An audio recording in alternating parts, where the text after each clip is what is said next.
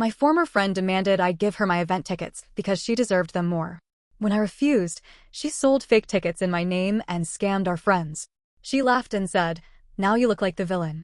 I posted her confession and said, "The real villain just got exposed."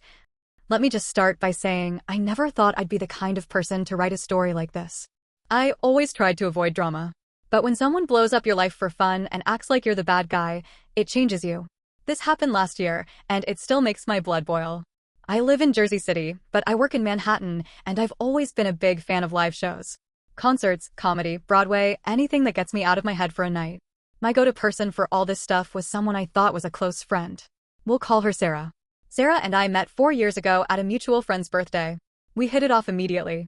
Same music taste, similar sarcastic humor, and we both had a habit of planning months in advance for events. So we started going to concerts together. Sometimes I'd buy the tickets, sometimes she would. Sometimes one of us couldn't afford it and the other would spot them. We kept track, it was always fair. Nothing fancy. Just good times with a good friend. At least that's what I thought. Now fast forward to last summer. One of our favorite bands, like favorite, announced they were doing a reunion tour. First time in almost a decade. When I say we used to scream their songs at the top of our lungs on car rides, I'm not exaggerating. They were that kind of emotional staple in our lives. So when they announced they were doing a limited number of shows and one was at Madison Square Garden, I knew it would sell out fast. I texted Sarah the moment I saw the announcement. No response. I called her. Straight to voicemail. Okay, no big deal. She probably had work or her phone died. I didn't want to miss the tickets though, so I logged into Ticketmaster and waited in the queue. After 25 minutes of staring at the spinning circle of doom, I finally got through. Managed to grab 2 great seats, lower level, near the stage. Pricey, but worth it. Still no word from Sarah. I figured I'd tell her later, and if she wanted to come, great. If not, I had other friends who'd love to go. She finally called me back that night, around 9 p.m. Hey, sorry. My battery died and then I had to go straight into this last-minute meeting. Did you get them? I told her yeah, I got 2. Oh, perfect. I can Venmo you. I hesitated. So, I didn't know what was going on with you. You didn't respond all day, so I told my coworker she could have the second ticket. Dead silence on the phone. You, what? I tried calling, texting. I figured you couldn't go. I was busy. I always go with you. This band is our band. You know that. I get that, but I didn't hear from you. I waited as long as I could. You should have waited longer. I didn't know what to say. She sounded pissed. She sighed hard. You know I deserve that ticket more than anyone else. You know I do. I'm sorry. But I already promised it. You can try getting another one, maybe resale. No. I can't afford resale. That's the point. You know that.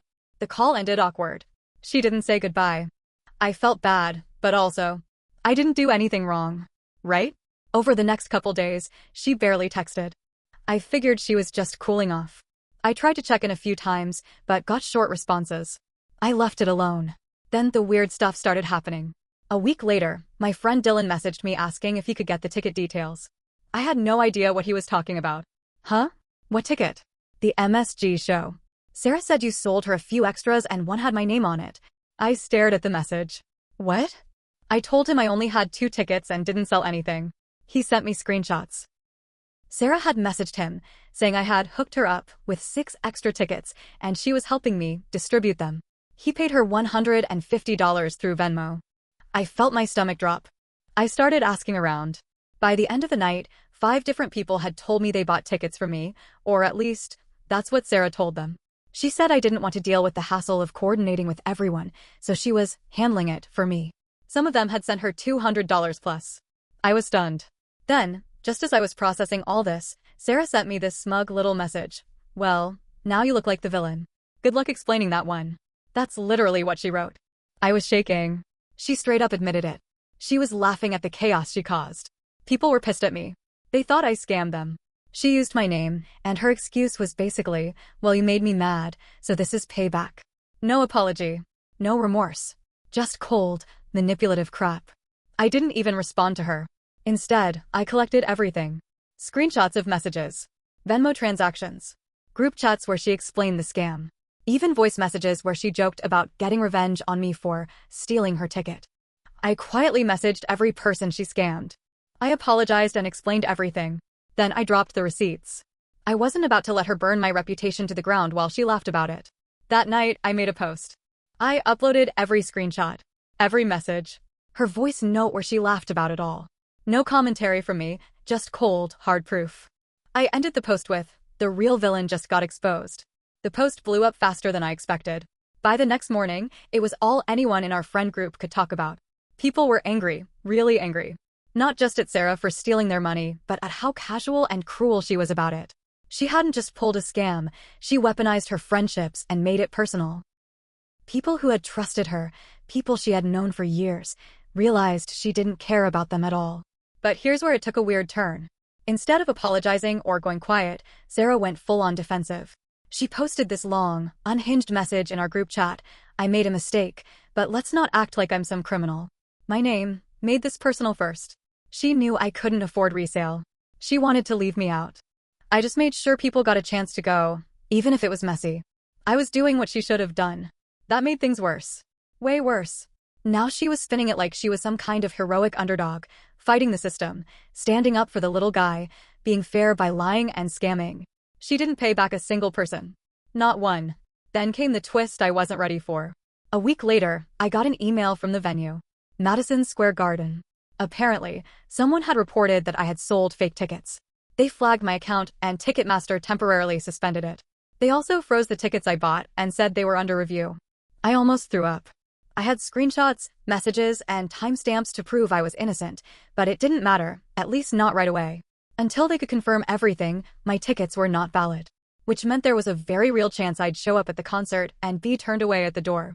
She actually tried to ruin the event for me again. At this point, I stopped caring about being the bigger person. I contacted everyone again and told them what was happening. Dylan, who had been scammed, was furious. Another girl, Alexis, told me she had been friends with Sarah for 10 years and felt sick to her stomach. That's when Alexis told me something that changed everything. Sarah had done something similar a couple years ago with a music festival in Miami. She had promised people hotel rooms, collected money, then bailed last minute and claimed she lost everything in a booking glitch. Everyone let it go back then, but now it was clear, this was not a one-time thing. This was what she did. She played the victim, manipulated people, and always found a way to twist it so she never looked like the bad guy for long. I wasn't going to let that happen again. While waiting for Ticketmaster to finish the review, I decided to go a step further. I filed a police report. Not because I expected her to get arrested, she probably wouldn't, but because I wanted an official paper trail in case she tried to pull anything else. I also spoke to a friend who worked in IT and helped me put together a full document showing the fraud, timestamps, usernames, messages. I submitted it all to Ticketmaster. Meanwhile, Sarah kept trying to shift the story. She told people I was overreacting, that I was obsessed with destroying her, that I was making her life a living hell. She even posted a picture of herself crying on her IG story with the caption, "You try to be a good person and they still ruin you." It might have worked on strangers, but not on us. More friends came forward. More stories surfaced. Someone said she had lied about needing money for a medical bill 2 years ago. Another said she had once taken over $500 from a group trip fund that she never paid back. The more we talked, the more we realized she had been conning all of us, in small, calculated ways, for years. But she always made it seem like we owed her something. Because she was struggling. Because she was alone. Because she was tired of people walking all over her. But here's the thing, she was the one doing the walking. By the time Ticketmaster cleared my account and reactivated my tickets, thank God, Sarah had gone full ghost mode. She deleted her social media, stopped replying to texts, and quietly disappeared. But just when we thought it was over, it wasn't. 2 weeks later, someone in our group chat sent a screenshot from a new account, fake name, different profile pic, but the writing style? Unmistakably Sarah. She was now selling discounted concert and theater tickets on behalf of a friend. Same scam. New name. Different crowd. She had moved on to a whole new group of victims. And that's when I knew. This wasn't about revenge anymore. This was about stopping her before she wrecked more lives. It was like whack-a-mole. Every time we thought we'd seen the last of her, Sarah popped up again under a new name, in a new group, with the same tired scam. At first, I tried to warn people. I messaged a couple of the folks who interacted with the fake account just to say, "Hey, heads up. This person scammed our group. Just be careful." Some listened. Some didn't. I can't blame them. If you didn't know her patterns, she could come off as charming, even helpful. But one of those people I messaged, he turned out to be her new boyfriend. His name was Caleb. I didn't know him personally, but he started demanding me after I sent that warning. At first he was defensive, accusing me of being a bitter ex-friend trying to sabotage Sarah's side hustle. But when I sent him the screenshots, the voice memos, and the police report, silence. For 3 days. Then he messaged back, I think she used my name to book fake Airbnb stays last month. I had 2 chargebacks on my card and she swore it was a bank mistake. There it was again. Same pattern. Same excuses. Different person. And Caleb wasn't some random guy, he worked as a manager for a small local music venue in Brooklyn. The kind of place Sarah would love to infiltrate. I told him flat out, if she's connected to your work, she's gonna wreck it. She doesn't stop. That's when it hit me, what if she already had? So I started digging. I found the event page for a charity show his venue was hosting. 3 indie bands, a few hundred attendees, and guess who was listed as the volunteer ticket coordinator? Yep, Sarah, under a different last name. I messaged Caleb again. You need to check those tickets. Like, now. He got back to me the next day panicked. Some of the tickets were legit, but others were duplicates. And a couple of names on the guest list didn't match any of the actual sales. He was furious. He said he was going to confront her and get to the bottom of this. The next thing I heard? Caleb showed up at Sarah's apartment, but it was empty. She had cleared out. Left behind a couple boxes of junk and some mail. Ghosted everyone. Again. And somehow, this next part is the one that really shook me. A week after she vanished, I got a letter. An actual, handwritten letter. No return address. But I recognized the handwriting instantly, it was hers. It was 2 pages long. I still have it. She didn't apologize. Not really. Instead, she tried to explain herself like this. You always thought you were better than me. You always had the job, the apartment, the money for the real tickets. I had to hustle. I had to get creative. If people got hurt, that's just how it works sometimes. The world isn't fair. Then, near the bottom, I never meant to ruin your life. I just wanted you to feel what it's like to be pushed aside. That line stuck with me. Because in her head, she really believed she had a right to burn everything down just because she felt left out once. This wasn't about tickets anymore. It wasn't even about money. It was about power. About revenge. About her convincing herself that hurting others was justified if she felt wronged, even if no one had actually wronged her. I turned the letter over and found one more line, written on the back in small, tight letters. Tell whoever you want. They'll never believe you over me. But she was wrong. People did believe me. Because the truth was bigger than just me now. More and more people came out of the woodwork, old roommates, coworkers, even classmates from college. Stories of theft, lies, guilt trips, manipulations. Some had stayed quiet for years because she made them feel like it was their fault. She had left a trail longer than we knew. But the final twist? It came from someone I didn't expect. About 3 months after all of this, I got a message from an old mutual friend, someone I hadn't talked to in a while. She said Sarah was back in the city. Not under her real name, of course, but using a fake identity, trying to get hired at an event planning company. A real company. In Midtown. The same one that helped organize major concerts and fundraisers, including the one I was helping coordinate through my workplace. Sarah was trying to worm her way into something big again. And this time? She was aiming higher than ever. I couldn't believe it. Sarah, after all of it, was about to walk right back into a professional circle that I was now part of, like none of this had ever happened. She was using a new last name, new email, but the same tired hustle. It wasn't hard to confirm it was her. The handwriting on her application matched the letter she'd sent me. She even listed fake references, but the formatting? Same as always. She hadn't changed. Just upgraded her disguise. The final straw? She was applying for a role on the guest list team, the same one that handled ticket distribution.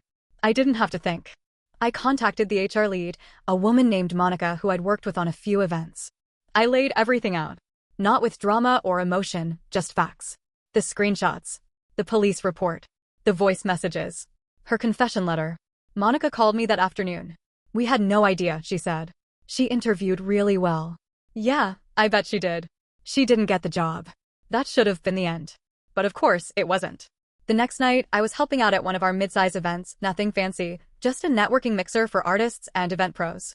I was near the sign-in table when I felt it. That weird little shift in the air when someone walks in and all the background noise fades for a second. It was her. Sarah. In the flesh. Hair darker, wearing big sunglasses indoors like she was famous. She had RSVP'd under her new alias. But it was her. I froze. My chest tightened. She looked around like she belonged there. Smiling, laughing, shaking hands, like none of it ever happened. I felt rage. Not the loud kind. The cold, hard kind that builds up in your bones. I wasn't going to cause a scene, but I also wasn't going to run, so I walked up to her. Calmly. Quietly. Nice alias, I said, right by her ear. She turned. Her face dropped. She recovered fast, smirked, leaned in. You really can't let things go, huh? She said softly. Still obsessed. No, I said. I just like to protect people from predators. That hit her. Her jaw clenched. People started noticing. Caleb was there. He'd been helping with security that night. His eyes widened when he saw her. Sarah? He asked. She tried to say it wasn't her. Tried to pretend. But then someone else recognized her too, Alexis.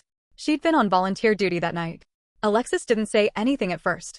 She just looked Sarah dead in the eyes and whispered, "You scammed my sister. I hope this was worth it." The tension cracked open. She snapped. Oh, give me a break. Everyone wants to act so innocent now. Like you've never done anything wrong. I made a few bad choices. You all act like I'm a monster. Why? Because I asked for what I deserved. Voices rose. A couple people pulled their phones out, recording. You didn't ask, I said. You lied. You stole. And you humiliated people who trusted you. She turned to me, face red, voice shaking. You could have just given me the ticket. None of this would have happened if you weren't so selfish. That was it. I stepped forward. This was never about the ticket, Sarah. You made a choice. You sold fake tickets in my name. You tried to destroy my reputation. Then you tried to do it again, to other people. This is who you are. That's on you. She looked around and realized no one was on her side. Caleb stepped in. You need to leave. Now. She stood there, breathing heavy, chest rising and falling, eyes flicking between all of us. Looking for someone, anyone, to defend her.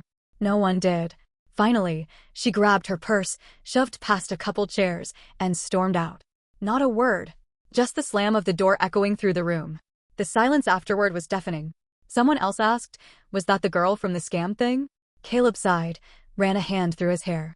I can't believe I ever defended her. Alexis looked at me. You okay? I nodded. But the truth was, I didn't know. I didn't feel triumphant. I didn't feel proud. I felt tired, drained, like something deep in me had finally unraveled and fallen loose. That night, after everything, I went home and sat in the quiet for a long time. I reread that awful letter one more time and then threw it in the trash. Not because I wanted to forget, but because I didn't need her words living in my space anymore. The fallout didn't end there. She tried to spin it online again, but nobody bought it this time. People had seen her live and unmasked. Her manipulations didn't work anymore. In the weeks after, some people reached out to apologize for believing her lies, for doubting me, for staying quiet when they should have spoken up. I forgave most of them. Not because they deserved it, but because I didn't want to carry the weight around anymore. As for Sarah, I don't know where she went after that.